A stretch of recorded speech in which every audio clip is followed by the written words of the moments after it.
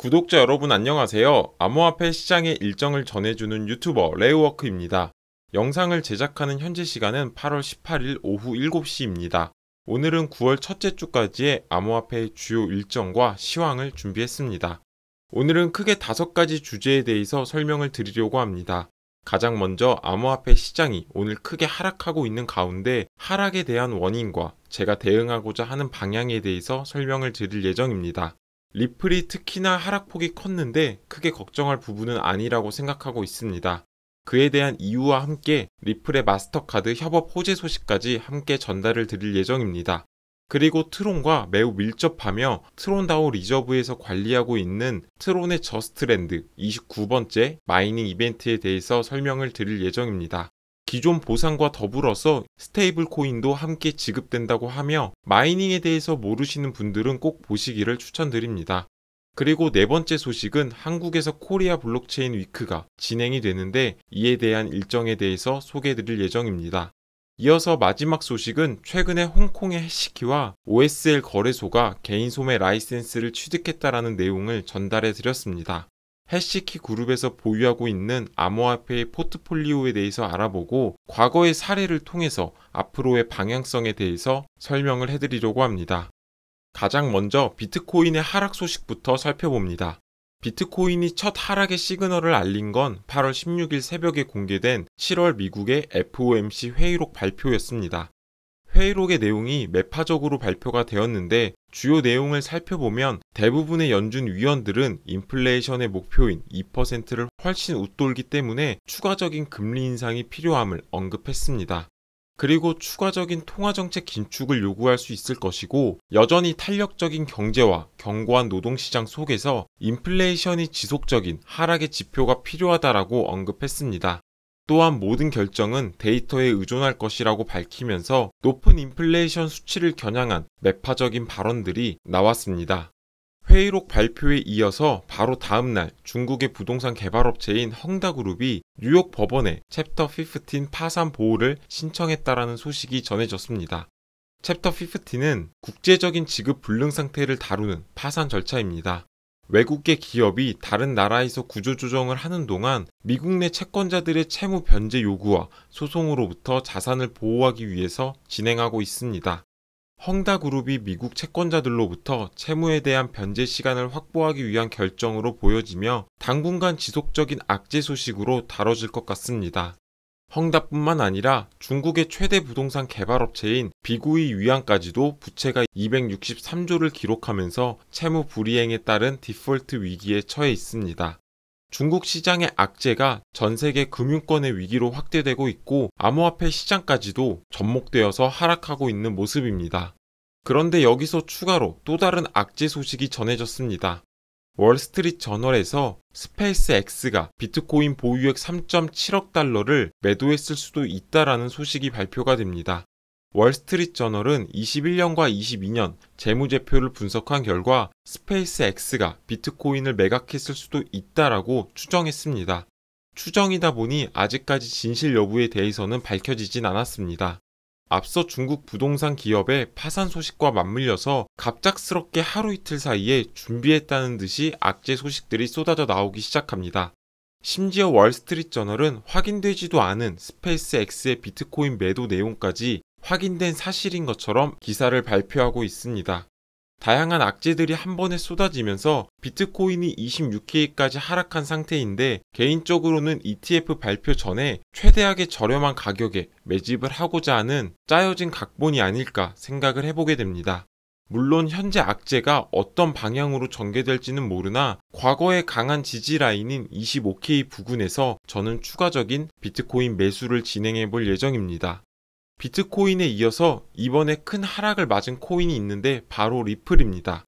리플은 호재 소식과 악재 소식이 동시에 전해졌는데 악재 소식부터 살펴보면 리플과 SEC 소송의 담당 판사인 토레스가 SEC의 중간 항소를 신청할 수 있도록 승인했다라고 합니다.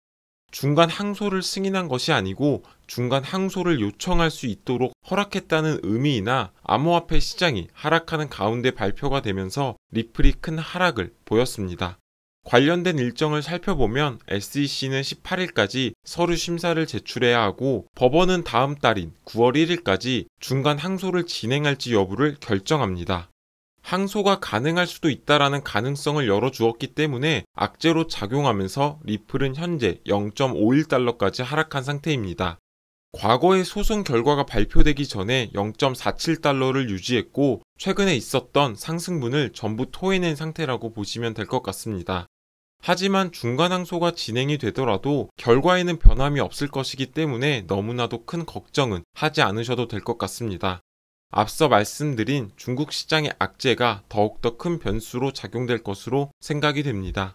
하지만 이러한 악재 속에서도 리플의 기술력은 더욱더 빛을 발하고 있습니다.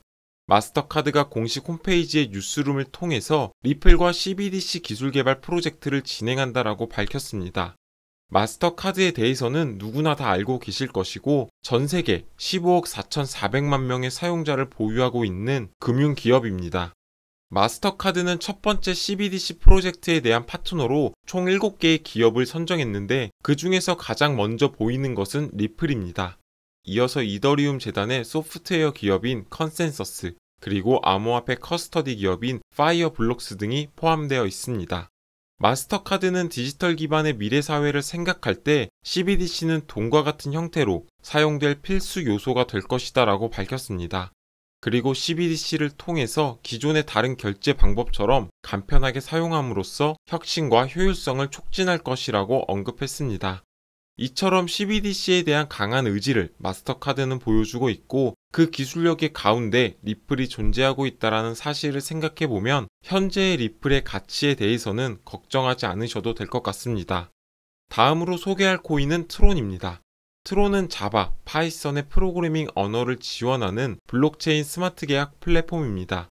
스마트 컨트랙트를 지원하고 있고 트론 네트워크에서 D앱을 만들 수 있도록 설계가 되었습니다. 트론의 가장 큰 특징은 고성능 네트워크입니다.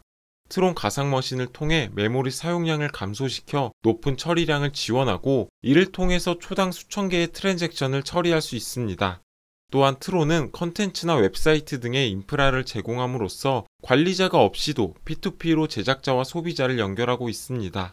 트론 코인은 플랫폼 내에서 거버넌스, 스테이킹 및 결제를 위한 통화로 사용되고 있습니다. 트론이 저스트랜드 다오를 통해서 29번째 서플라이 마이닝을 진행한다라는 소식을 알렸습니다. 그리고 마이닝 보상을 USDD로 지급할 예정이라고 밝혔는데 USDD에 대해서도 자세하게 살펴보도록 하겠습니다. 먼저 29번째 공급 마이닝 일정부터 살펴보면 한국 시간으로 8월 4일 저녁 10시부터 시작해서 종료는 9월 1일 저녁 10시로 계획되어 있습니다. 그리고 마이닝 룰을 보면 저스트랜드 다오의 유동성을 공급하는 마이너의 경우 기존 유동성을 제공하여 받는 이자에 추가로 USDD를 받을 수 있게 됩니다. 그리고 마이닝에 따른 USDD의 보상량은 우측에 보시는 것처럼 설정이 되어 있습니다. 여기서 저스트랜드 다오라는 말이 계속적으로 나오는데 이해를 돕기 위해서 간단히 어떤 플랫폼인지 설명을 드리도록 하겠습니다. 저스트랜드는 디파이 생태계에서 주요 프로젝트 중 하나입니다. 플랫폼은 탈중앙화되어서 서비스를 제공하고 있고 사용자들이 자산을 원활히 활용할 수 있도록 돕고 있습니다. 디지털 자산을 담보로 대출을 받거나 대출을 제공하고 있고 이를 통해서 수익을 얻을 수 있는 플랫폼입니다. 대출 수요자는 자신의 디지털 자산을 담보로 대출을 받아서 포트폴리오를 다변화할 수 있는 반면 대출의 공급자는 담보로 제공한 암호화폐의 자산에 대한 이자를 받을 수 있습니다. 결국 대출 수요자와 공급자 모두에게 수익이 될 수 있도록 매칭을 시켜준다고 이해하시면 될 것 같습니다. 그럼 다시 돌아와서 설명을 드리면 저스트랜드 다오의 다양한 코인들을 마이닝할 경우 기존에 받는 보상에 추가적으로 USDD를 받을 수 있다. 이 말이 이해가 되실 겁니다. 그런데 여기서 USDD라는 단어가 나와서 혼선이 있으실 분들도 계실 것 같습니다. 그래서 USDD에 대해서도 간단하게 설명을 드리도록 하겠습니다. USDD는 다양한 디지털 자산을 담보로 해서 스테이블 코인을 발행할 수 있는 탈중앙화된 플랫폼 스테이블 코인입니다. 트론다오 리저브를 통해서 운영되고 있고 트론다오 리저브는 줄여서 TDR이라고 불리고 있습니다. USDD의 특징은 다른 스테이블 코인보다도 높은 120%의 담보 비율을 가지고 있다는 점입니다. 담보 비율이 120%라는 것은 담보 자산이 USDD의 가치보다도 1.2배가량 높다라는 것을 의미하고, 이는 스테이블 코인의 안정성과 신뢰성이 높다라는 것을 나타냅니다. USDD의 발행 원리를 보면 TDR 멤버는 트론을 맡기면 계약에 따라서 USDD를 받게 됩니다. 그리고 USDD의 경우 TDR에서 발행하고 관리하고 있습니다. 그리고 이렇게 유통된 USDD는 PSM이라는 모듈을 거치게 됩니다. PSM은 패그 스테이블 모듈로서 스테이블 코인을 수합할 수 있는 툴이라고 보시면 됩니다. 그래서 유저들은 USDT나 USDC, TUSD 등의 스테이블 코인을 디파짓하고 이를 통해서 USDD를 받을 수 있습니다. 그리고 또한 USDD를 다른 스테이블 코인으로도 언제든지 변환이 가능하도록 구현되어 있습니다. PSM의 경우 슬리피지가 없고 수수료가 없기 때문에 원하는 스테이블 코인으로 언제든지 바꿀 수 있다는 장점 또한 가지고 있습니다. 그렇기 때문에 USDD를 보유할 경우 안정성을 갖춤과 동시에 다른 스테이블과도 호환이 가능하다라고 볼 수가 있습니다. 저스트랜드 다오와 USDD에 대해서 설명을 드렸고 이해가 충분히 되셨을 것이라고 생각합니다. 트론을 비롯한 다양한 코인들을 보유하고 계신 분들은 이번에 진행될 저스트랜드 다오 29번째 마이닝 이벤트에도 참여하셔서 기존 보상과 더불어서 USDD도 함께 얻어가시면 어떨까 싶습니다. 진행 방법도 굉장히 쉬운 데다가 이율이 높은 건 16%가량 되기 때문에 현재와 같은 하락장에서 장기 투자하시는데 큰 도움이 되실 것이라고 생각합니다. 다음으로 소개할 내용은 한국에서 진행되는 코리아 블록체인 위크 행사와 관련된 내용입니다. 해시드가 한국에서 주관하는 블록체인 행사로서 이번이 6년째를 맞이하고 있습니다. 코리안 블록체인 위크 행사는 9월 5일부터 6일 이틀간 서울의 신라호텔에서 진행이 되고 입장을 위해서는 티켓을 구매해야 합니다. 티켓 가격이 $800로 하나로는 100만 원이 조금 넘는 금액입니다. 작년에는 128명의 연사가 있었고 그 중에는 비탈릭 부테린도 참여하면서 굉장히 큰 인기를 끌었습니다. 이번에는 서클의 CEO를 비롯해서 아서에이지 등 암호화폐의 거물급 인사 총 120명 정도가 참여할 예정입니다. 한국에서 진행되는 큰 행사인 만큼 참여하셔서 다양한 인사이트도 얻고 암호화폐의 투자에 대한 확신도 얻어가시면 좋을 것 같습니다. 다음은 앞으로 상승할 알트코인을 예측해 볼 수 있는 자료가 있어서 소개를 해드리고자 합니다. 최근 홍콩의 금융당국을 통해서 개인 투자자 거래를 위한 라이센스를 해시키 거래소에서 최초로 취득했다라는 소식을 전달드렸습니다. 현재 해시키 거래소는 비트코인과 이더리움 두 개의 코인을 먼저 개인 투자자가 거래할 수 있도록 하겠다라고 밝혔고 현재 실제로도 거래가 되고 있는 상태입니다. 하지만 시간이 지날수록 다양한 알트코인들이 지속적으로 상장이 될 것이고 중국의 본격적인 참여를 알리는 신호탄이기 때문에 크게 주목받아서 상승할 수 있을 것이다 라고 생각합니다.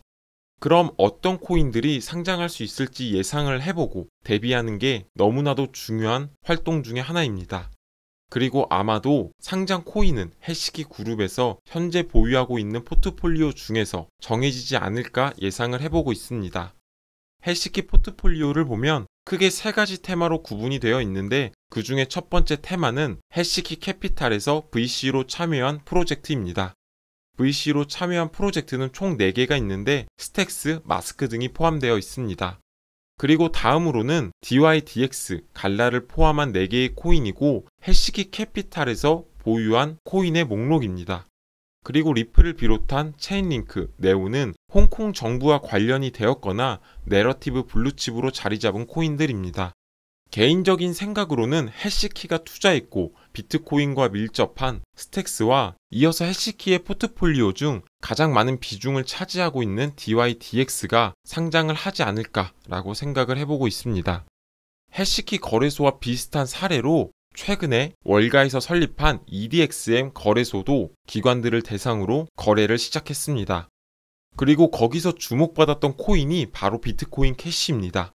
비트코인 캐시는 EDXM 거래소의 상장 목록에 이름을 올리면서 250%에 가까운 상승을 보여주었습니다. 이번에 해시키 거래소에 코인들의 상장 소식이 들려올 경우 비트코인 캐시처럼 크게 상승할 수 있을 것으로 예상하고 있습니다. 이번에 암호화폐 시장에 악재들의 소식으로 코인이 크게 하락했고, 이번 계기에 매수하셔서 훗날에 더 큰 상승으로 맞이할 수 있었으면 좋겠습니다. 오늘의 영상은 여기까지입니다. 투자에 있어서 큰 도움이 되셨으면 좋겠습니다. 해당 영상이 도움이 되셨다면 구독과 좋아요 버튼을 눌러주시고 다음 코인 분석 때 뵙도록 하겠습니다. 시청해주셔서 감사합니다.